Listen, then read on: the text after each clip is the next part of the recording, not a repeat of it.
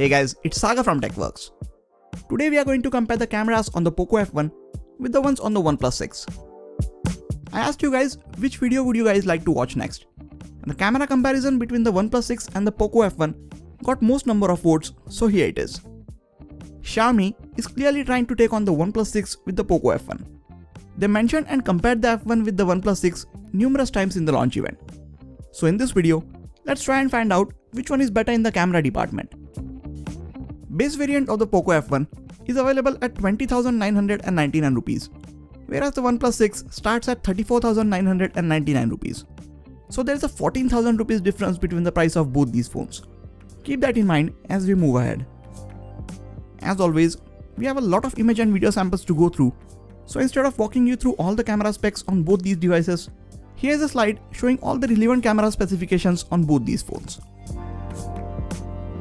If you want a detailed look at the camera interface, or if you want to check out my individual camera reviews of both these phones, I will leave a card to them on the top right corner of the screen and also link them in the description section. Both phones offer manual mode if you want better control over various settings like ISO, shutter speed, white balance and focus. Now before we move on to the image and video samples, make sure to hit the subscribe button so you don't miss out on any of the amazing videos coming up on this channel.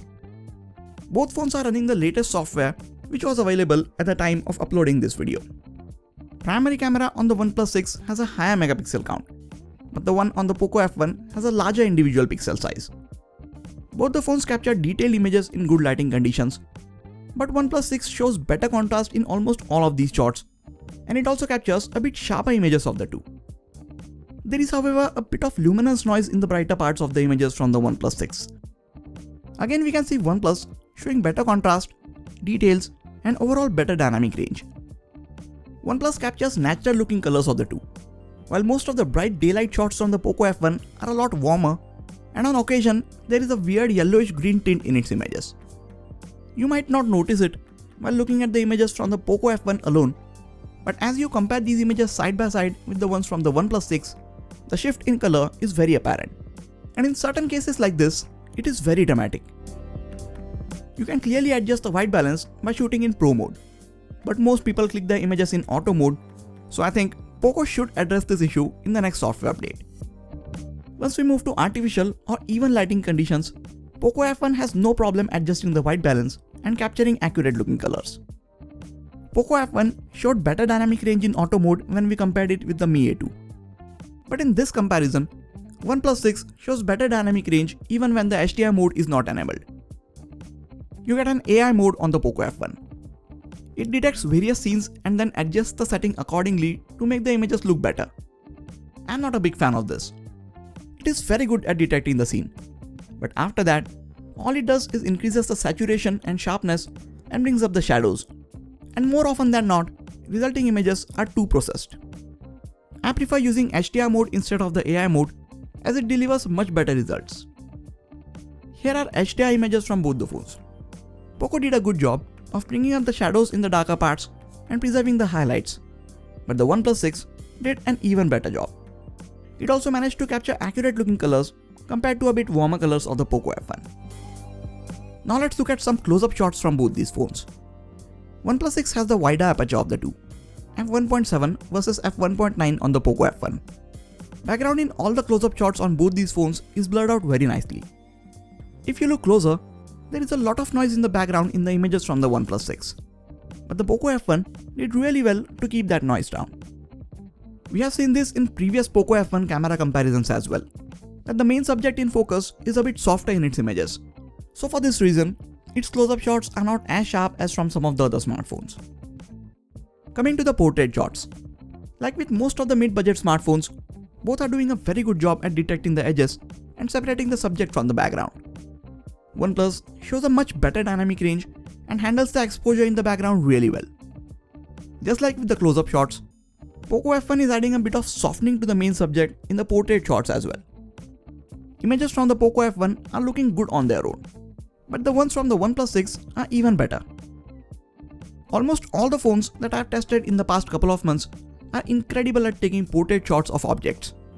Just look at how good both these phones are at detecting the edges of such complex objects. Blurring of the background is also nice and even, and the overall images look really good. OnePlus shows a bit brighter images and it also offers a slightly better dynamic range.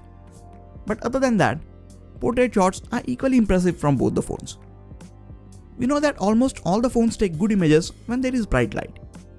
But when it comes to artificial or lower lighting conditions, every smartphone delivers different results. Almost all the images from the OnePlus 6 are a bit brighter in artificial and lower light. And it also adds a bit of sharpening compared to the images from the POCO F1. Both phones are good at representing accurate colors in these situations. Like we saw in bright daylight conditions, OnePlus 6 is again better at handling the overall exposure of the scene. That being said, since OnePlus tries to brighten up these images, you can see a lot of noise in its images. OnePlus actually has a wider aperture and OIS on its primary camera, so it can easily keep the shutter open for a slightly longer time to capture more light instead of increasing the ISO. I hope OnePlus adds this small fix in one of the future software update. POCO F1 is also doing a good job with the low light images considering its price point.